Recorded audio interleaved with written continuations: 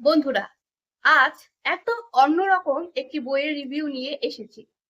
স্মরণে বুদ্ধদেব, বাণীব্রত মুখোপাধ্যায়ের সম্পাদনায় আগামী প্রকাশনীর বই স্মরণে বুদ্ধদেব। এটি একটি সংকলন।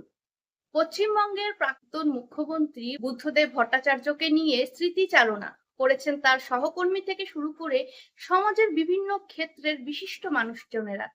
বাংলা তথা ভারতবর্ষের রাজনীতির জগতে এক ব্যতিক্রমী মানুষ ছিলেন বুদ্ধদেব ভট্টাচার্য।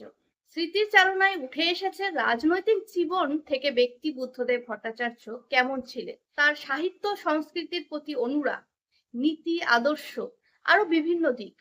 অনেক অজানা তথ্য যা পাঠককে চমকিত করবে।